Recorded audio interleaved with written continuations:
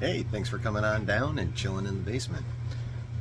I'm just going after comicbook.com right now because they got all kinds of fun articles. I had just read one, posted that a little while ago. Here comes another. Captain America New World Order director confirms Marvel movie's villain. Exclusive. It's by Nicole Drum, today at 2:51 Eastern, my time zone.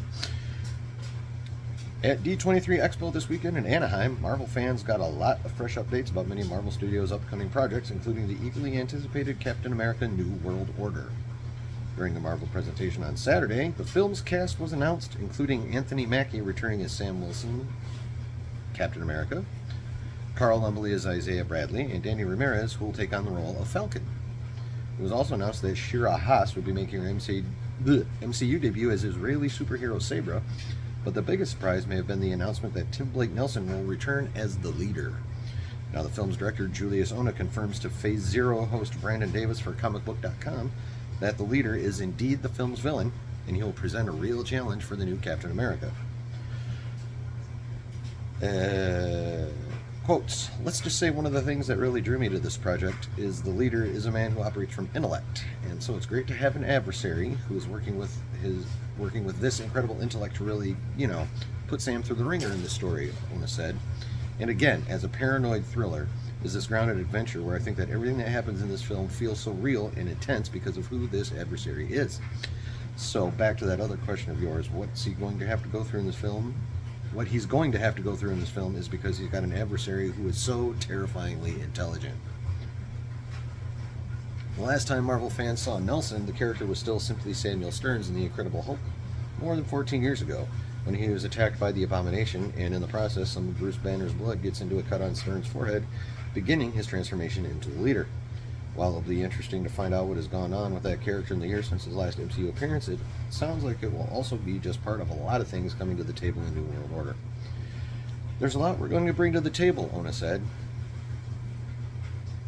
Yeah, that would be why it sounds like it'll also just be part of a lot of things coming to the table, because Ona literally says that. There's a lot we're going to bring to the table.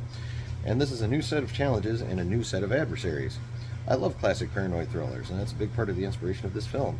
We want to find an action that is grounded and tactile and give them new things to do that we haven't seen in those other films. And I don't want to spoil too much, but let's just say we are planning some really, really exciting things. Captain America New World Order follows Sam Wilson, Anthony Mackie. Came a long way since getting beaten a rap battle by Eminem, after he finally took up the Star-Spangled Mantle in The Falcon and the Winter Soldier, together with Bucky Barnes / Winter Soldier, Sebastian Stan, along with U.S. Agent Wyatt Russell and Sharon Carter, Emily Van Camp. They were able to defeat the Flag Smashers. However, the status of a couple of key characters remains up in the air. For example, the U.S. Agent was recruited by Valentina Allegra de Fontaine, Julia Louis-Dreyfus, and Sharon Carter's role as power broker was revealed. Sharon now works for the U.S. government, giving her access to privileged information. Captain America New World Order opens theaters May 3rd, 2024. For now. So, okay, so I mean, when they first presented it, looked like the leader was going to be the main guy, so that's just confirmation. So that's cool. I am not a massive comic book sweaty. I'm very tangential. I mostly got into Marvel initially because of X-Men, like straight up real talk. So I don't know a hell of a lot about the leader, but I personally always love a villain that fights with his brain primarily, because if you can use your hyper intelligence to just screw with people, a la Palpatine, for example,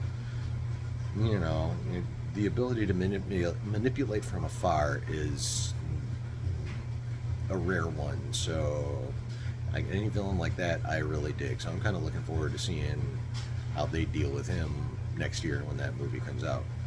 But yeah, so that's the basic gist of it. I'm just reading headlines and articles that sound cool, especially when they say exclusive.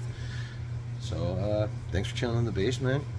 Like and subscribe, because there's always a good time to be found chilling in the basement.